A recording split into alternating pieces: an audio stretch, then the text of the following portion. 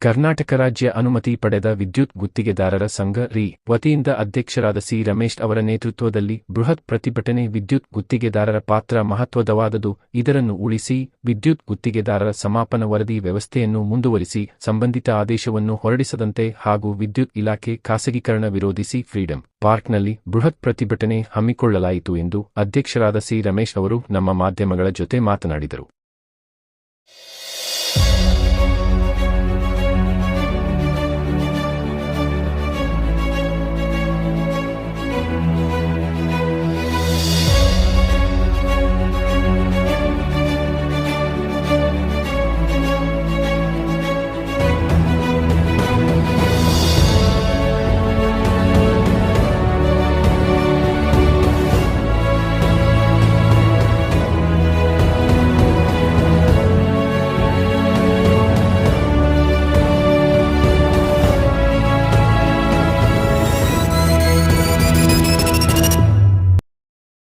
Sir, ಬೇಡಿಕೆ ಏನು ಇಟ್ಟಿರೋದೇ ಎರಡೇ ಬೇಡಿಕೆ.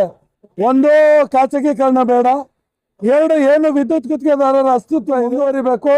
ನಿಮ್ಮ ಅಧಿಕಾರಿಗಳು ಏನಿವತ್ತು 150 ಕಿಲೋವಾಟ್ ಒಳಗಡೆ ಸಮಾಪನ ವರದಿ ಸೆಲ್ಫ್ ಡಿಕ್ಲರೇಷನ್ ಮಾಡ್ಕೋಬೇಕು ಅಂತ ಹೇಳಿದ್ರೆ ಆ ಕಾಯ್ದೆ ರದ್ದಾಗಬೇಕು. ಗುತ್ತಿಗೆದಾರರು ಈ ರಾಜ್ಯದಲ್ಲಿ ನಾವು ಆರ್ಥಿಕತೆಯಿಂದ ಸ್ವಾವಲಂಬಿಗಳಾಗಿ ನಾವು ಕುಟುಂಬ, ನಮ್ಮ ಕಾರ್ಮಿಕರು, ನಮ್ಮ ಡೀಲರ್ಸ್ ಏನು ಇವತ್ತು ಇಡೀ ರಾಜ್ಯದಲ್ಲಿ 35 ಲಕ್ಷಕ್ಕೂ ಅಧಿಕ ಸದಸ್ಯರು ಈ ರಾಜ್ಯದಲ್ಲಿ ಬದುಕುವಂತ ವ್ಯವಸ್ಥೆ ಆಗಬೇಕು. ಈ ಬದುಕಿಗೆ ಏನಾದರೂ ಧಕ್ಕೆ ಆದರೆ ನಾವು ಉಗ್ರ ಹೋರಾಟವನ್ನು ಮಾಡ್ತಿದ್ದ ಕ್ರಾಂತಿಗೂ ರೆಡಿ ಇದ್ದೀವಿ, ಪ್ರಾಣ ಕೊಡೋಕ್ಕೂ ರೆಡಿ ಇದ್ದೀವಿ ಅಂತ ಈ ಸಂದರ್ಭದಲ್ಲಿ ಹೇಳ್ತಾ, ಇದು ಸಾಂಕೇತಿಕ ಧರಣಿ. ಇವತ್ತು ಸರ್ಕಾರದವರು ನಮ್ಮ ಮನವಿಯನ್ನು ಆಲಿಸಿ ಕೂಡಲೇ ನಮಗೆ ಪರಿಹಾರವನ್ನು ಕೊಟ್ಟಿದೆ ಅಂದರೆ ಮುಂದಿನ ದಿನಗಳಲ್ಲಿ ಈಗಾಗಲೇ ನಾವು ರೈತ ಮುಖಂಡರ ಜೊತೆ ಚರ್ಚೆ ಮಾಡಿದ್ವಿ. ಉಗ್ರ ಹೋರಾಟವನ್ನು ಮುಂದಿನ ದಿನಗಳಲ್ಲಿ ನಮಗೆ ನಂಬಿಕೆ ಇದೆ. ಇವತ್ತಿನ ಏನು ಮುಖ್ಯಮಂತ್ರಿಗಳಿದ್ದಾರೆ ಅವರ ಹೇಳಿಕೆ ಸಂಘಟನೆ ಗುರಿ ತಾಳ್ಮೆ ಇದ್ರೆ ನಾವು ಸಕ್ಸೀಡ್ ಆಗ್ಬೋದು ಅಂತ. ಈಗ ಅವರು ಅದನ್ನು ಸಕ್ಸೀಡ್ ಆಗಿದ್ದಾರೆ. ಸಂಘಟನೆ, ತಾಳ್ಮೆ ಮತ್ತು ನಾವು ಅವರ ಪಾಲಿಸಿಯನ್ನು ಇಟ್ಟು ಕೆಲಸವನ್ನ ಮಾಡ್ತೀವಿ. ಕ್ಯಾನ್ಸಲ್ ಮಾಡೋದು ನಮ್ಮ ಅಸ್ತಿತ್ವನೇ ಇದೆ. ಈಗ ನಿಮ್ಮ ಮನೆ ಕಟ್ತೀರಾ, ಒಂದು ಜನರೇಟರ್ ಹಾಕ್ತೀರಾ, ನೀವು ಅದಕ್ಕೆ ಏನ್ ಮಾಡ್ಕೊತೀರಾ ಕರೆಕ್ಟ್ ಆಗಿದೆ ಅಂತ. ನೀವು ಟಿವಿ ಮೀಡಿಯಾ ಅಂತ ಅವ್ರು ಇದ್ದೀರಾ, ಈ ಕೆಲಸ ನೀವು ಮಾಡ್ಬೇಕು, ನಾನು ಮಾಡಿದ್ರೆ ಆಗ್ತದ? ಡಾಕ್ಟ್ರು, ನಾನು ಹೊಟ್ಟೆ ನೋವು ಬಂದೆ ಡಾಕ್ಟರ್ ಹತ್ರ ಹೋಗ್ಬೇಕು.